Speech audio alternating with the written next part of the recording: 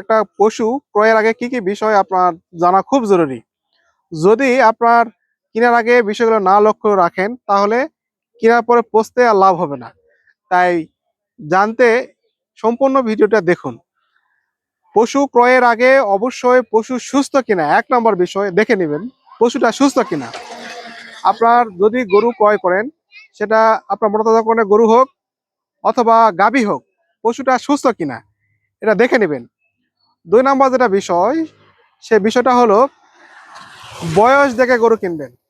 আপনার দেখা গেছে যে আপনার বিক্রি করার সময় বললো যে এটা ২ দাঁত, কিন্তু কেনার পরে দেখলেন যে আপনার আসলে ২ দাঁত নয়। তাহলে দাঁত দেখে গরু ক্রয় করতে হবে। এই ২ নাম্বার বিষয় কিন্তু চলে গেল। দাঁত এবং বয়স দেখে গরু কিনুন।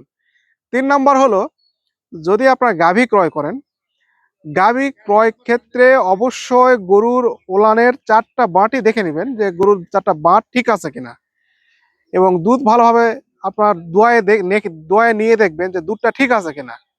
অনেক সময় আপনার গরুর দুধ বৃদ্ধি করার জন্য, বড় ওলান শেপ তৈরি করার জন্য অনেকে আপনার কিছু কিছু বিষয় যোগ করে দেয়, ফলে দেখা যায় যে ওলানটা অনেক বড় হয়ে যায়, এবং আপনার যারা গরু ক্রয় করে খামার বড় করার জন্য বা দুধের খামার যারা করে, তারা ওলান বড় দেখে লস করে।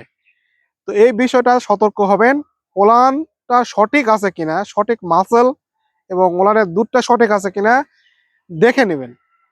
৩ নাম্বারটা আপনার যেটা, সেটি হলো আপনার গরুকে হাঁটা চলা করে নেবেন। কারণ অনেক গরুর পায়ের খুরের সমস্যা হয়।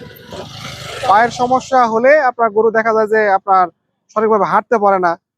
তো অনেক দালালরা বলে যে এটা আঘাত পায়ে এরকম খোঁড়াচ্ছে, কিন্তু অনেক সময় দেখা যায় যে গরু ঝনকা থাকে বা অন্যান্য রোগ থাকে, যার ফলে দেখা যাচ্ছে গরুটা পরবর্তী বিক্রি করার সময় আপনারা লস করতে পারেন। এই জন্যে আপনার এই বিষয়টা খুবই গুরুত্বপূর্ণ। ৫ নাম্বার যেটি বিষয়, সেটি হলো আপনার অনেক গাভীর জরায়ু বের হয়ে আসে। এই জরায়ু বের হয়ে আসা এক ধরনের বড় ধরনের সমস্যা। তো জরায়ু বের হয়ে আসে কিনা, জরায়ুর সাইড দিয়ে সেলাই দেওয়া আছে কিনা, এই বিষয়টা লক্ষ্য রাখবেন। তাহলে এই বিষয়গুলা যদি দেখে গরু কিনেন, তাহলে আপনার খামারকে আপনি লাভবান করতে পারবেন। একটা বিষয় মনে রাখবেন, সুস্থ পশুই সুখী খামারি। তাই সুস্থ পশু ক্রয় করুন, খামারকে লাভবান করুন।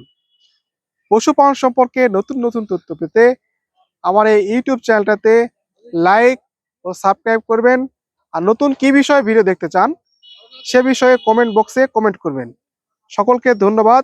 আজ এ পর্যন্তই। আসসালামু আলাইকুম।